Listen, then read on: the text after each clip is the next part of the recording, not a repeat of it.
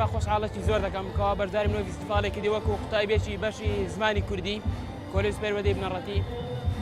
بەڕاستی شتێکی نایەبە ینی گەڕانەوەی بۆ سەدەکانی ڕابردوو کەوا میلەتی کورد ینی بەو شێوەیە ژیانی بەسەر بردووە ینی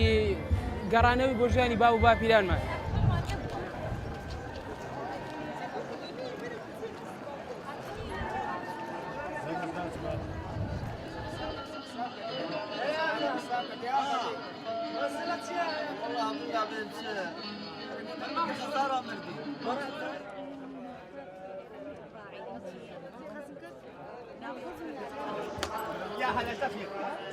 من وەکو قوتابیەکی قۆناغی سێمی بەشی کوردی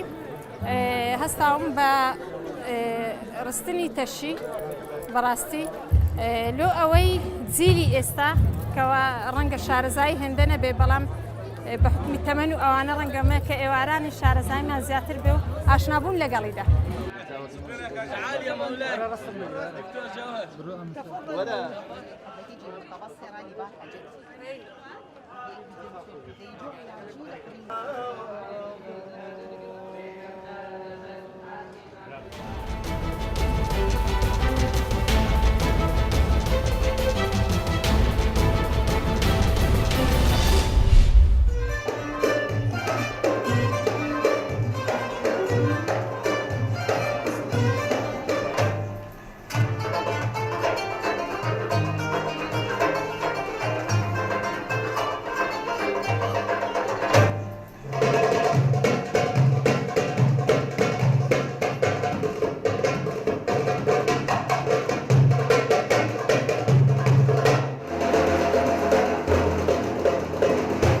وەکی ئەسی بەشدار فستیڤالê دابمade kê Koçk û Dîwan mewale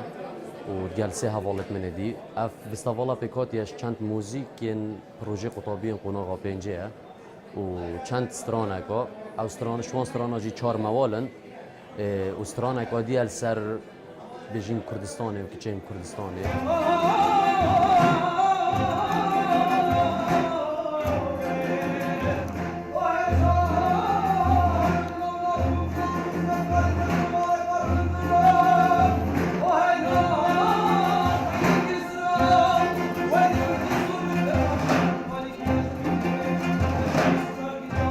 ام قطابیت پیمانگاه هنر جوان بخش موزیکی مویا ام چالاکیه که انجام بدیم و ام خوازین اف جوره چالاکیت بردام بن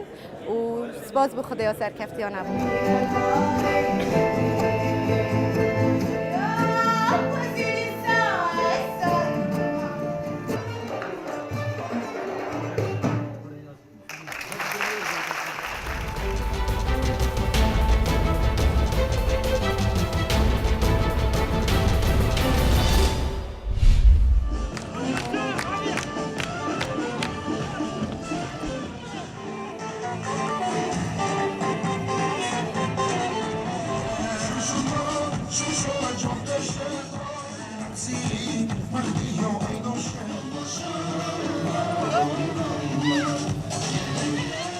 بله ام وک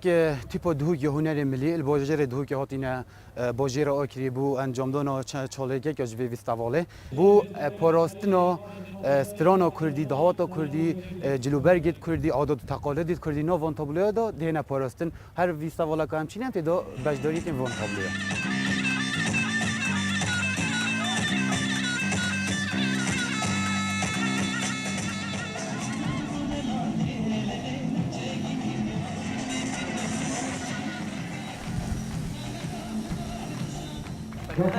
راستی هستم که گله که دلخوشم کد بیستاوالا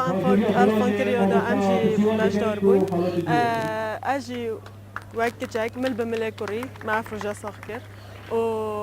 از هیویش همین که جادم اوجی بند نفسم آیده وقت پاراستن و کلتور کردی و گله که دلخوش بود.